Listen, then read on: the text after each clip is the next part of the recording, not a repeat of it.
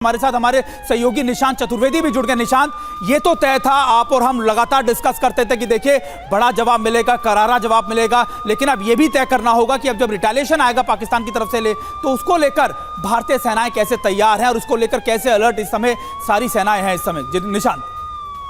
सुमित, हमारे जितने भी दर्शक हैं, मैं आपको बता दूं इस वक्त सबसे पहले जो अटैक हुआ है उसके बाद की जो सबसे बड़ी खबर हमारे सामने आ रही है, अल जजीरा का कहना है कि एक मिसाइल जो था वो ओल्ड एयरपोर्ट मुजफ्फराबाद में गिरा है। Number one. रॉयटर्स का यह कहना है कि बहुत जबरदस्त शेलिंग हो रही है इस वक्त, बहुत जबरदस्त, और ये भी कहा जा रहा है कि बिम्बर का जो इलाका है वहां पर बहुत जबरदस्त शेलिंग हो रही है, लाउड एक्सप्लोजन। और मैं आपको एक बहुत बड़ी खबर देने वाला हूं इस वक्त। हमारे जितने भी दर्शक हैं,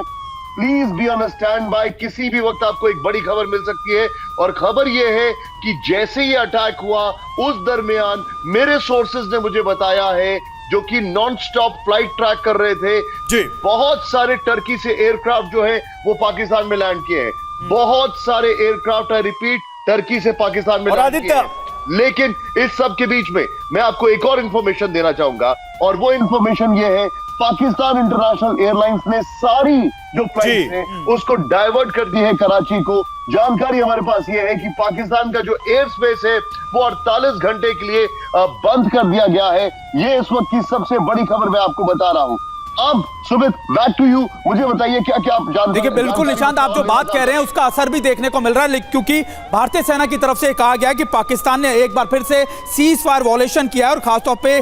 भिम्बर गली के अंदर यानी पुंछ में आर्टिलरी से फायर किया गया, यानी पाकिस्तान अब बौखलाहट में लगातार। सुमित, एक जानकारी मुझे भी मिल रही है, अगर सोशल मीडिया को थोड़ा सा ट्रैक करें तो इंडिया में जो सोर्सेज हैं वो बता रहे हैं कि लाहौर एयरपोर्ट पर इमरजेंसी घोषित कर दी गई है और वहां की कुछ तस्वीरें भी सामने आई हैं। इस वक्त पाकिस्तान के एयरपोर्ट्स पर तफरा तफरी है, और जो ये हमले की खबर गई है उसके बाद जैसा कि निशान भी बता रहे थे कि एयर ट्रैफिक को लेकर निर्देश तो दिए गए, लेकिन एयरपोर्ट्स में इस वक्त भगदड़ की स्थिति है। लाहौर को लेकर एक बड़ी जानकारी ये भी सामने आ रही है। सुमित, बिल्कुल, देखिए ये सारी जानकारी हम अपने दर्शकों तक पहुंचा रहे हैं, उनको बता रहे हैं कि आखिरकार इस समय क्या कुछ चल रहा है पाकिस्तान में, और एयर स्ट्राइक्स के बाद पाकिस्तान में किस तरीके की बौखलाहट है। हमारे साथ इरफान कुरैशी भी हमारे सहयोगी जुड़े हुए हैं। इरफान, आप श्रीनगर में मौजूद है। मुझे याद है जब बालाकोट एयर स्ट्राइक्स की गई थी, सबसे ज्यादा अलर्ट या फिर सबसे ज्यादा स्क्वाड्रन जो अलर्ट पे थी वो श्रीनगर की भी थी। इस समय श्रीनगर के ताजा हालात क्या है?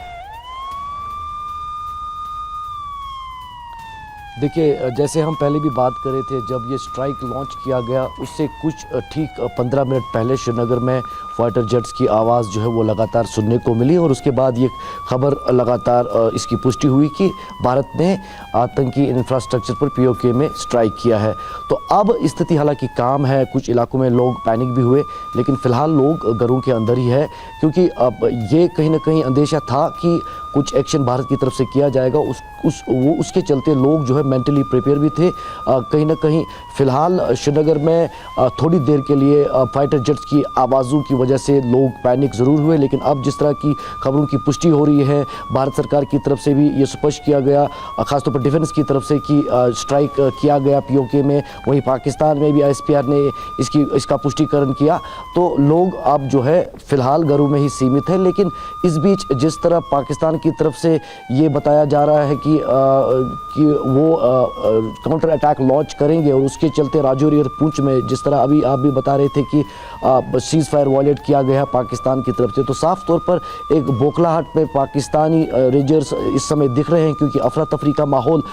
साफ तौर पर मुजफ्फराबाद, कोटली और भावलपुर में उस समय हुआ जब अचानक से भारतीय वीर सपूत ने वहाँ पर टेररिस्ट इंफ्रास्ट्रक्चर्स पर स्ट्राइक किया, और ये संदेश स्पष्ट पाकिस्तान को देने की कोशिश की है कि भारत जो है कभी भी युद्ध नहीं चाहता, लेकिन आतंक के खिलाफ हमारी जो नीति है वो स्पष्ट है, और उसके लिए हम घुस के भी मार सकते हैं, और घुस कर जो है आतंकी इंफ्रास्ट्रक्चर को ध्वस्त करने की क्षमता रखते हैं। तो सुमित,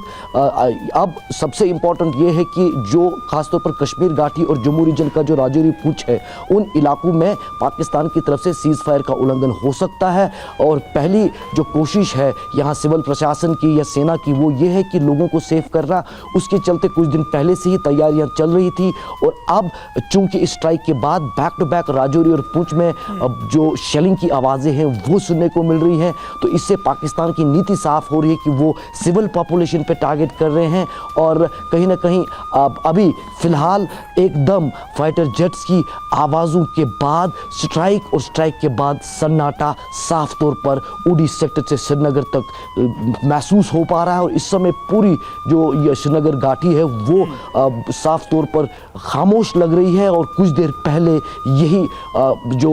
वादियां थी ये फाइटर जेट्स की आवाज़ों से गूंज रहा था। तो कहीं ना कहीं एक मेजर मैसिव स्ट्राइक जो है वो आतंक पर किया गया है इस बार। बिल्कुल देख इस वक्त की सबसे बड़ी खबर, पाकिस्तान और पीओके यानी पाकिस्तान ऑक्युपाइड कश्मीर में बड़े हमलों को अंजाम दिया है भारत की वीर बहादुर जांबाज सेना ने और पहलगाम में हुए बर्बर टेरर अटैक का दे दिया गया है बहुत करारा जवाब। 9 जगहों पर एक साथ ताबड़तोड़ स्ट्राइक की गई है।